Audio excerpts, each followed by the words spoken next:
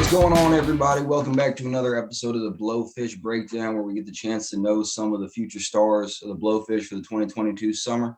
This afternoon, we're talking to Seth Nightingale, a fifth-year senior pitcher at the University of Mount Olive in Central North Carolina. Seth, how you doing, man? Good. How are you? Doing great. Happy to get the chance to talk to you, man. So Great. First things first, you got your season coming up. You're just about to get started. How are things going down there? Season starts on Saturday. Really excited. Get the guys back out on the field. I think we got a great group of guys this year. Definitely going to be an exciting spring for us. Yeah, man. So you spent 4 years at the University of Charleston. You had a pretty impressive stat line up in 2021. What was the decision behind switching and coming down to North Carolina? Previous coach, Casey Hodges, was my coach at Charleston my freshman year. And then he came down here. So I finished my degree at Charleston. And then as I was looking for a grad school, Casey reached out and said, "Hey, we'd love to have you here." And I went through the whole grad transfer process, and then I ended up here, and very happy with my decision. What's that process kind of entail? Because I don't think a lot of people really understand when you hit the portal what that involves. I think for different guys, it's different. But for me, my process was, I went into the portal. I had some coaches reach out, coaches email me, text me, call me. And then I would talk to them, obviously. And then I'd filter out like the schools that had the program of master. Like I wanted to do a master's in business. So if a school didn't really have a master's in anything, I would just kind of like check them off. Or like if they did have a master's in business, but they had a master's in something else, like communication, sports communication, things like that, then I'd take a deeper look into them and see what they had to offer. But I mean, the baseball aspect comes into it as well, obviously. So I wanted to go play at a good school. I wanted to go play at a school where I could play a lot. And Mount Olive was the perfect fit with the master's in business and the recent connection I had with Casey Hodges and the good baseball program here. Yeah, makes sense. So last summer you were up in Tri-City, so you're staying in Coastal Plain League, but different division, different team. How'd you end up in Lexington County for the summer? So my roommate from my 4 years at Charleston, Drew Hefner, actually played for them last year. He's a catcher, and I think he played first base last year for the Blowfish. He's at East Stroudsburg now, and he had his grad transfer process, and he ended up there. And me and him keep in touch on a weekly basis. And I didn't really have a summer ball team going into this fall. And I knew I wanted to play in the CPL or some league like that, like the Northwoods or CPL. And he said, "Hey, why don't you come play for us?" And I was like, "Yeah, I mean, that'd be great." So now I'm playing with one of my best friends, and we're going to actually live right next to each other during the summer. That's awesome, man. What were your takeaways from getting your first summer in the CPL? Because it's definitely a bit of a culture shock for a lot of people.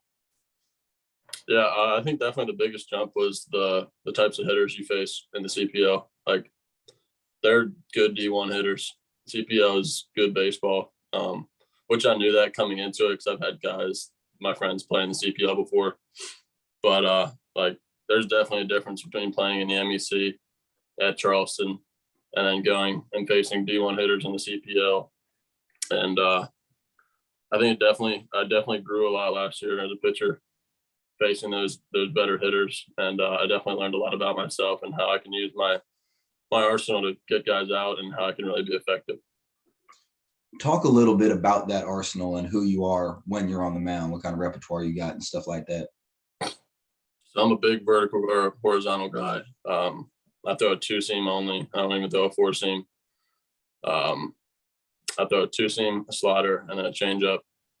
The two-seam is more of a sinker than a two-seam. So I like to use it inside, outside, and then use the slider and change up off of that. I can really set up the slider and tunnel it well with the sinker, as well as the changeup, by getting ahead early with the fastball. Makes sense. In your career, have you been more of a starter or a reliever? Previously, I have been a closer or a back end guy, and then I had like spot starts here and there.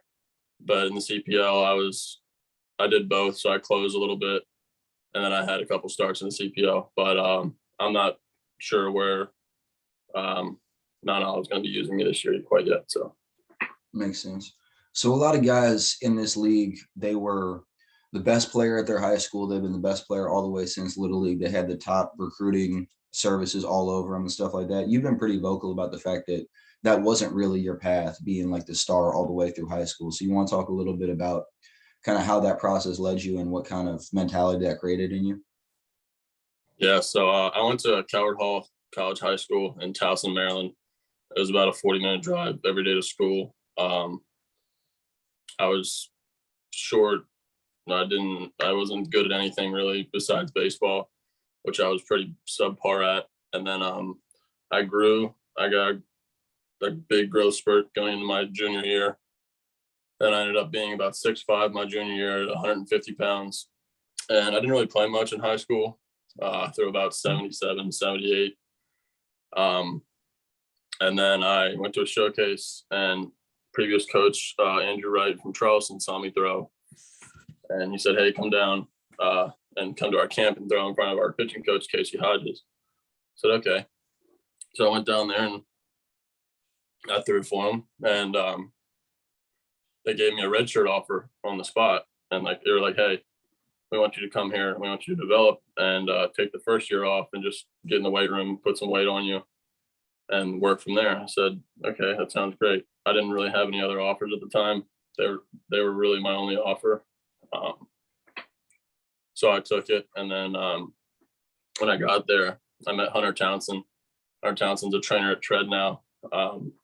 He's kind of been my mentor throughout this whole process. And he's taught me a lot. And he's definitely a guy that if you want training, go talk to him. But I made a jump from 155 pounds, 150 pounds my freshman year. I gained about 50 to 60 pounds that year. And the next year I touched 90 for the first time in the fall. And then after that, it just kind of kept going, and I just took my career into my own hands and just been progressing ever since. I mean, that's a heck of a story, man. I mean, putting on 50 pounds in 1 year, if you're not a baseball player, that sounds like something kind of dangerous, but that's 50 pounds a good weight, and jumping that amount of miles per hour, that type of velo jump in college is not unprecedented, but that's crazy hard to do. So that's impressive, and that really speaks to the work ethic that you got. So we're going to just jump off the field real quick. You said you're majoring in or getting your grad degree in business administration. What do you want to pursue with that once you get done with your playing career? That's something I really haven't put much thought into quite yet. I'm still just really focusing on baseball, and then obviously getting my degree as well. I want to do something maybe with training when I get done college. So maybe like a baseball facility or something with training and business incorporated into both. Yeah, I think that's definitely where I think I should go with something like a business degree. Yeah, and I mean, if you got the connections with Tread, that's a definitely a good starting point. What are some of your hobbies off the field? Like when you're not on there, what are you trying to do? So I love golfing. I'm not that great. I like it though. It's fun. I love hunting, fishing, snowboarding here and there. I try to stay away from that now just because I don't want to get hurt. When I was younger, I really loved to snowboard. I like video games a lot. MLB The Show, big time. That's really it, man. And weightlifting, obviously. I love the weight room. Yeah, I got you. So you're a Maryland guy. You Orioles fan, Ravens fan? Yeah, both. Same. And I'm sorry. I feel like you got to have a special kind of rewards program for getting through what Baltimore's been getting through. What's your favorite sport other than baseball, though? Definitely football. Did you play growing up? No, I never played football. I was always a small kid. True. All right. So if you're a Maryland guy, and there is a right answer to this: Sheets, Wawa, or Royal Farms? Royal Farms. Oh, So yeah, that's the right answer. All right. Just anything else that you want to say straight to the fans so they know who you are and know what they're getting out of you in the next couple months. I'm really excited to get this spring underway here at Mount Olive, and then once that concludes, you guys are gonna get a bunch of excitement out of me. I'm ready to go. I'm a high energy guy on the mound. I love being on the mound.